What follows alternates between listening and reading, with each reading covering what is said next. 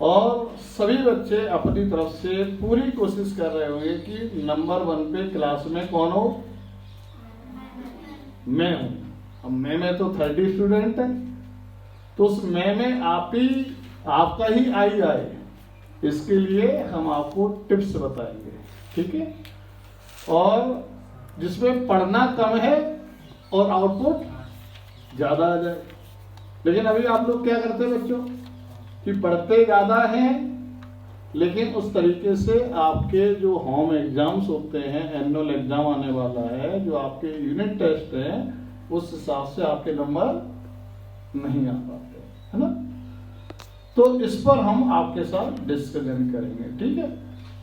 फिर आप हमको बताएंगे कि सर इस टॉपिक में, मैथमेटिक्स में इतने टॉपिक है, हमको सब ये टॉपिक बहुत अच्छा आता है, लेकिन इस टॉपिक में ये कंसेप्ट हमारा दिक्कत करता है, उसको भी हम डाउट रिमूवल क्लासेस के माध्यम से आपको क्लियर करेंगे। क्योंकि यहाँ पर जो भी फैकल्टी मेंबर्स हैं वो आपके साथ डेडिकेशन के साथ आपके साथ लगे हुए हैं। कुछ कॉन्सेप्ट सर के माध्यम से क्लियर नहीं हो पाते हैं, वो हम आपको सपोर्ट कर देंगे, ठीक है? हो सकता है हमारे द्वारा भी कुछ कंसेप्ट क्लियर ना हो, ऐसा भी हो सकता है, वो सर से क्लियर कर लीजिएगा। कुल मिला के जो ये सेशन है उसका टारगेट ये है कि आपको कंसेप्ट क्या है समझ में आ जाए, ठीक है? फिर तीसरी बात आती है कि आपके जो यूनिट टेस्ट है, जो आपके एनुअल एग्जाम है, उसमें अच्छी परफॉर्मेंस कैसे लाएं, इसके लिए हम आपको टिप्स और स्ट्रेटजी आपके साथ शेयर करेंगे, ठीक है? तो यहाँ पर बात की बात है आईआईटी जो है देश का बेस्ट इंजीनियरिंग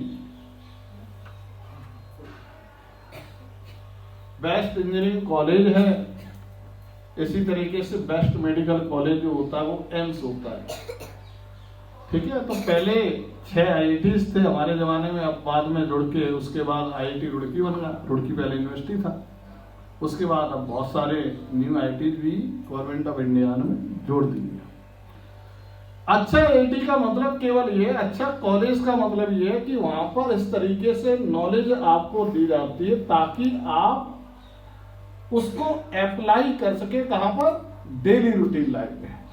और जब डेली रूटीन लाइफ में हम सभी बच्चे, हमारे रिस्पेक्टेड टीचर्स जब अपना अपना कार्य करते हैं तो बहुत सारा स्ट्रगल आता है कि नहीं?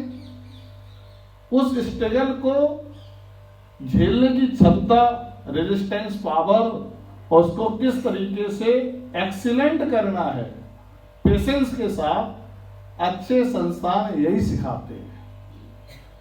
अच्छे संस्थान ये नहीं बताते कि लग्जरी लाइफ हो, लग्जरियस लाइफ में तो सभी लोग मजे लेते हैं, लेकिन अच्छे संस्थान ये बताते हैं कि विपरीत परिस्थिति में अपने आप को उसको झेलते हुए, पेशेंस रखते हुए किस तरीके से टारगेट को एक्सीलेंट के साथ सफल करना है। सफलता तो अपने आप ही आती है, एक्सीलेंस पे फोकस करना है, गुणवत्ता पर फोकस करना है। इंग्लिश मीडियम है ना आप लोग? ठीक है। तो पॉइंट आता है कि जो भी कंसेप्ट बच्चे पढ़ते हैं मैथमेटिक्स में, और आपका ईवीएस है, साइंस अलग सब्जेक्ट में होगा सर, है ना? अलग से, अच्छा ठीक है, 6 से अलग है, तो 6 और 7 है ना सर यहाँ पर? तो साइंस वाला हो गया सब्जेक्ट, ठीक है? और जो भी आपका इंग्लिश है, आपका हिंदी है, कुछ बच्चे इंग्लिश हिंदी में उतना ज्यादा दिमाग नहीं लगाते होंगे, तो हमारा आप सभी बच्चों से सबसे पहला निवेदन ये है कि इंग्लिश और हिंदी पर विशेष रूप से अटेंशन देना है।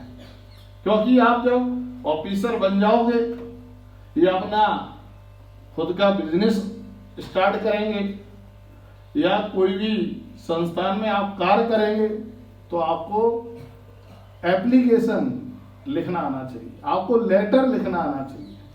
तो लेटर या तो इंग्लिश में होगा या हिंदी में होगा।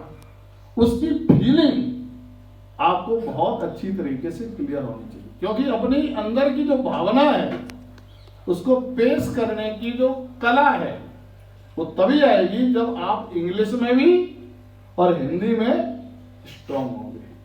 तो बहुत सारे बच्चे मैं देखता हूं 12th वाले बच्चों को, 10th वाले बच्चों को कह रहे हिंदी का तो पेपर है 2 दिन पहले पढ़ लेंगे, ऐसा आपको नहीं करना है। बाद में जाके वो, बिकॉज जब हिंदी या इंग्लिश है तो आपको साइंस भी उसी के सब टर्म्स में लिखना है, मैथमेटिक्स भी उसी के टर्म्स में लिखना है, सोशल साइंस भी उसी के टर्म्स में लिखना है। तो सबसे बेसिक हमारी क्या है, लैंग्वेज है, उस पर आपको विशेष रूप से ध्यान देना है।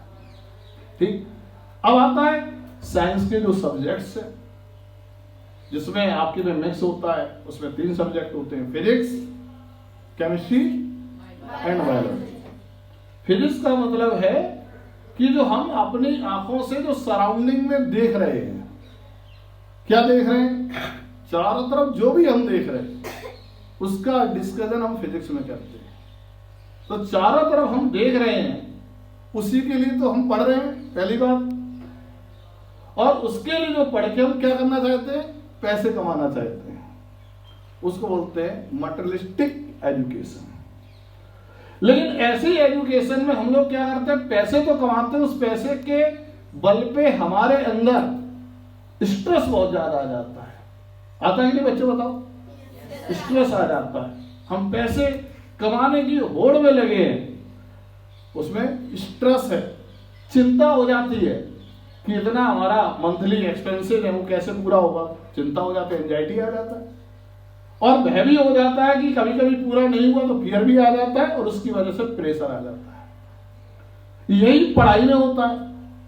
पढ़ाई में हम लोग जब रूटीन में स्टडी नहीं करते तो क्या होता है, पेपर नजदीक आ जाता है, और जब पेपर नजदीक आ जाता है तो क्या चीज बेटा आ जाती है, बताइए, चिंता स्टार्ट हो जाती है। कितने बच्चों का ऐसा होता है, बताइए?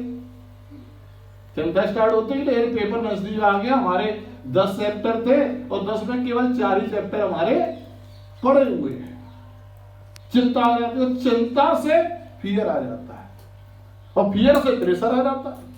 तो इससे कॉन्फिडेंस का लेवल कम होगा कि ज्यादा होगा?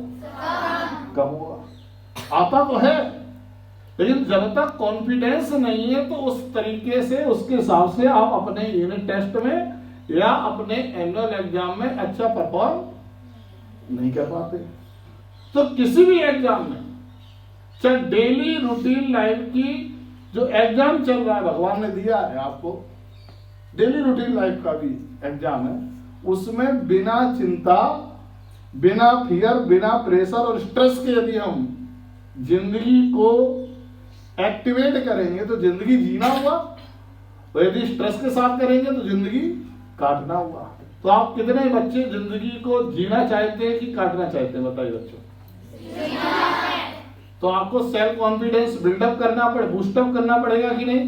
करना पड़ेगा। तो कितने बच्चे रेडी हैं सेल्फ कॉन्फिडेंस बूस्टअप करने के लिए? सभी बच्चे हैं, वेरी गुड, ठीक है। तो हम आपको तरीका बता रहे हैं सबसे पहले एग्जाम का, क्योंकि हमें यदि 4 से 5 क्लास भी लेंगे तो उसमें आपका पूरा सिलेबस हम नहीं करा पाएंगे। जो आपके सर ने या मैम ने जो आपको पढ़ाया वो बहुत ही एक्सीलेंट वे में पढ़ाया। जो आपके डाउट हैं वो सर से क्लियर कीजिएगा, हम भी आपका सपोर्ट करेंगे। लेकिन अब सभी बच्चों का टारगेट है कि एग्जाम में बढ़िया परफॉर्म करना है। उसके लिए क्या करना है वो हम आपको तरीका बता रहे हैं, ठीक है? आप सभी बच्चे जो सर क्लास में जो यूनिट टेस्ट ले रहे हैं या क्लास टेस्ट ले रहे हैं कि नहीं? तो आप उसकी तैयारी कब करते हैं? रात में करते हैं कि नहीं? ठीक है। उस एग्जाम को, क्लास टेस्ट को सीरियस लीजिए। क्या लेना है? सीरियस। जब आप सीरियस लोगे तो आपका जो कंसंट्रेशन लेवल है वो क्या होगा? बढ़ जाएगा, ठीक है? जब कंसंट्रेशन लेवल बढ़ेगा तो आपका जो इमेजिनेशन पावर है वो स्टार्ट हो जाएगा, ठीक? और जब टेस्ट देते हैं, और जब आपने टेस्ट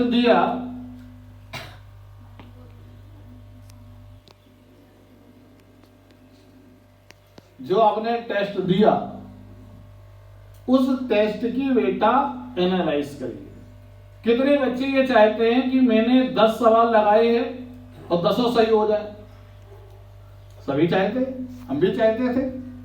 सर जो बैठे हैं जब स्टूडेंट लाइफ में थे, सर भी चाहते थे, ठीक है? तो बच्चों क्या करना है? टेस्ट एनालिसिस करनी। ये अभी से जब आप अपने अंदर डाल लोगे तो हमको लगता है कि 8th 9th तक आते आते आप ओलंपियाड क्रैक कर देंगे।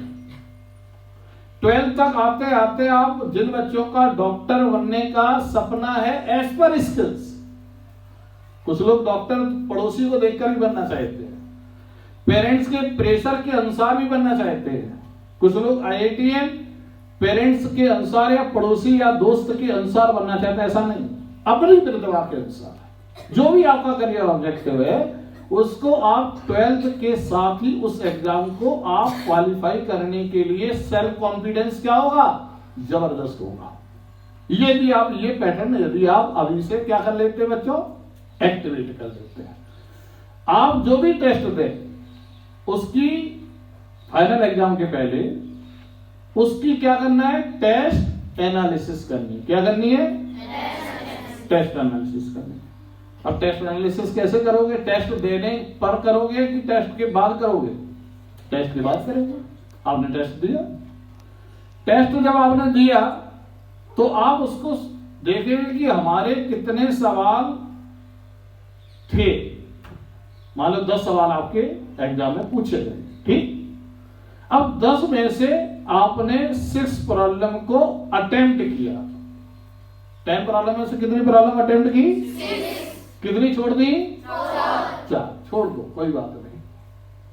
अब 6 में से आपने देखा कि जब सर ने चेक किया तो 4 प्रॉब्लम तो आपकी सही हो गई, 4 सवाल तो आपके सही हो गए, कितने गलत हो गए, 6 नहीं, 2 गलत हो गए, 4 तो छूटे थे, 2 सवाल गलत हुए।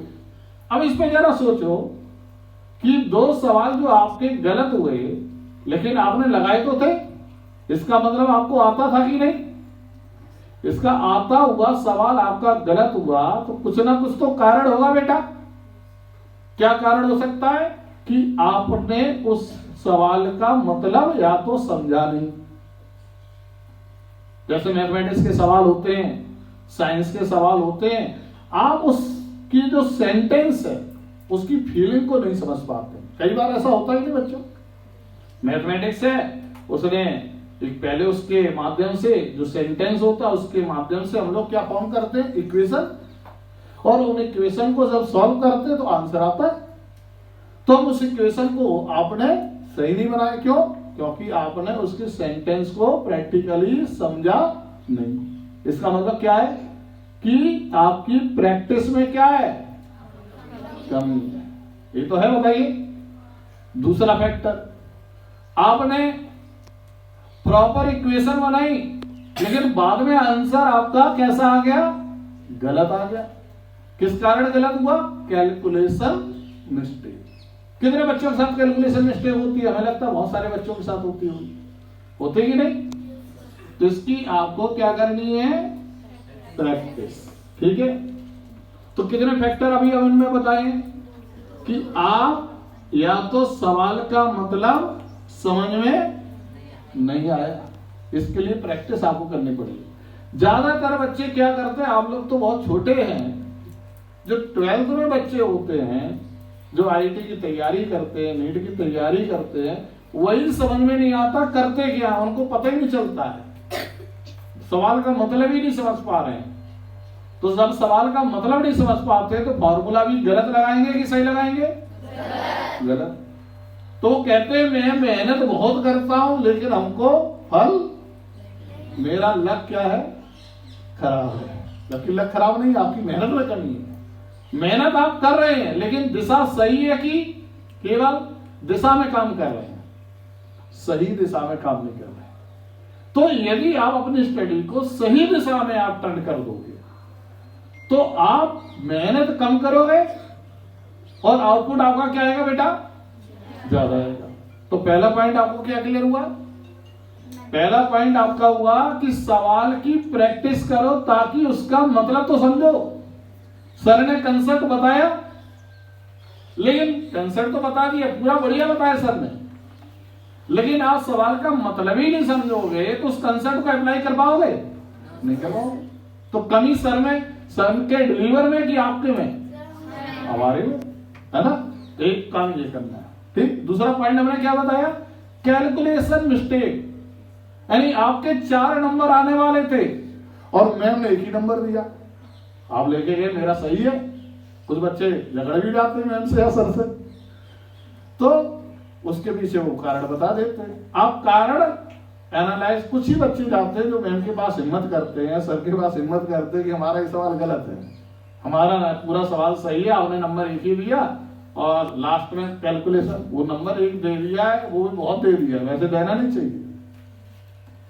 झगड़ते हैं बच्चे और झगड़ने के बाद नंबर बढ़ाने की कोशिश करते हैं, उसके बाद बढ़ा दिया तो बढ़िया बात है, खुश हो जाते हैं थोड़ी देर के लिए, और नहीं तो वो ठंडे बस्ते में डाल देते हैं। जबकि एनालाइज करना है कि हमें कैलकुलेशन मिस्टेक नहीं करना। आपके नंबर वो 4 आ सकते थे, लेकिन 2 3 या 5 लिख दिया आपने और आपका सवाल, जबकि 2 3 या 6 आपको पहले से आता है, लेकिन जल्दीबाजी में ऐसा हो जाता है। ठीक है।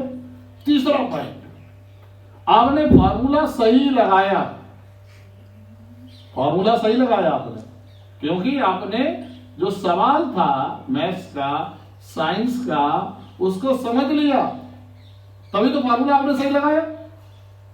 लेकिन फॉर्मूला सही लगाने के बावजूद भी आपका आंसर गलत आया, क्या कारण हो सकता है बताइए?